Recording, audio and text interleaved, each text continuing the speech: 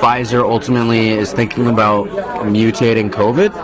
Well, that is not what we say to the public. No, don't tell anyone this building. You probably shouldn't tell anyone. You probably shouldn't tell anyone. Okay? We're exploring, like, no, you know how the virus keeps mutating? Yeah. Well, one of the things we're exploring is, like, why don't we just mutate it ourselves so we could create actively develop new vaccines, right? So we have to do that. If we're going to do that, though, there's a risk of, like, as you could imagine, no one wants to be having a pharma company mutating viruses. You have to be, like, very controlled to make sure that this virus that you mutate doesn't create something that, like, it goes everywhere. Something crazy. Is the way that the virus started in Wuhan. To be honest, like it makes no sense that this virus popped out of nowhere. Like, yeah, I know. Meet Jordan Trishtan Walker, a director of research and development, strategic operations, and mRNA scientific planning at Pfizer. It sounds like gain of function to me. I don't know. It's a little bit different. I think it's different. It's like this. It's definitely not gain of function. It sounds like it is. I mean, it's okay. No, directed evolution is very different. Well, you're not supposed to do gain of function research with the viruses. Like, they recommend not. But you do like these like selected directional mutations to try to see if you can make more potent. Yeah. So there is research online about that. I don't know how that's going to work. There might not be any more outbreaks because, like, Jesus Christ. The gentleman seems to have absolutely no moral compass at all. I think a revolving door for all government officials. It's pretty good for the industry, to be honest. Yeah. It's bad for everyone else in America. Why is it bad for everybody else? Because if the regulators for people that drugs know that once they stop being regulated, they want to come work for the company, they're not going to be as hard for the company. They're hearing their job. If this is the quality of individuals within Pfizer that are making these huge decisions that risk global public health, it's profoundly corrupt.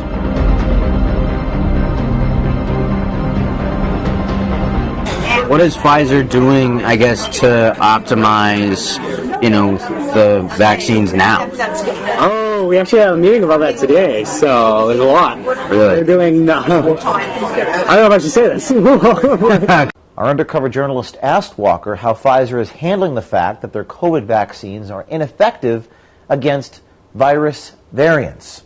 What he said is disturbing. Listen to this. We're exploring, like, now, you know how the virus keeps mutating? Yeah. Well, one of the things we're exploring is, like, why don't we just mutate it ourselves so we could create actively develop new vaccines, right? So we have to do that. If we're going to do that, though, there's a risk of, like, as you could imagine, no one wants to be having a pharma company mutating viruses. Yeah. So we're like, do we want to do this? So that's, like, one of the things we're considering. Okay. Like, the future, like, maybe we could, like, create new versions of the vaccines and things like that.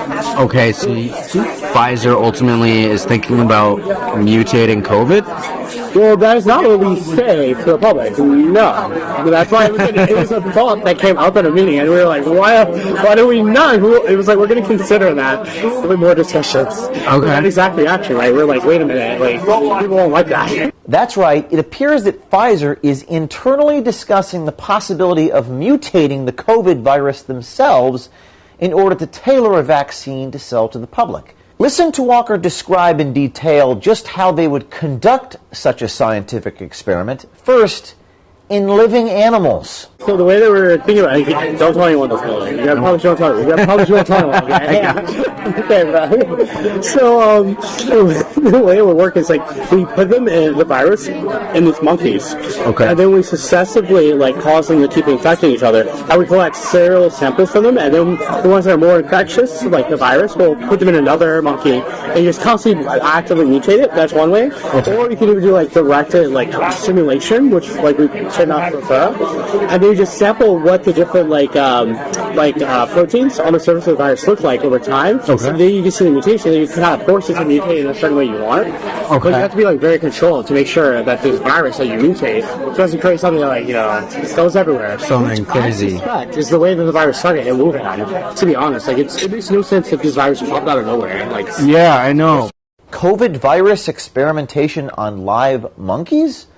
This is unethical, to say the least, and Walker describes those experiments as if they are ongoing and not simply a hypothetical discussion. So, I mean, when is Pfizer going to implement the mutation of all these viruses? I don't know. It depends on how the experiments work out, because this is just, like, something we're trying, right? It sounds like gain of function to me. I don't know. It's a little bit different. I think it's different. It's like this. It's definitely not gain of function. Sounds like it is. I mean, it's okay. No. No, directed evolution is very different. Direct evolution? Directed evolution. Directed evolution, okay. Well, so, I mean, is that what it is? Maybe.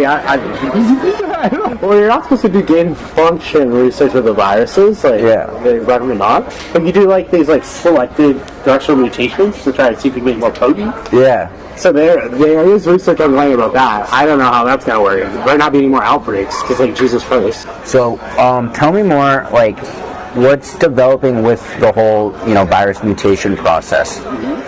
Well, they're still kind of conducting the experiments on it, but it seems like from what I've heard, they're kind of optimizing it, but they're going slow. Everyone's very cautious, like, Right. Obviously, don't want to kind of accelerate it too much. Yeah.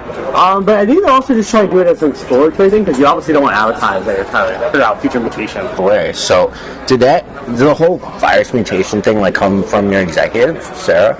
No, that came from, like, we have, like, chief scientific officers in, like, the other divisions. In a subsequent meeting, our undercover journalist asked if this type of gain-of-function research is already being studied at Pfizer.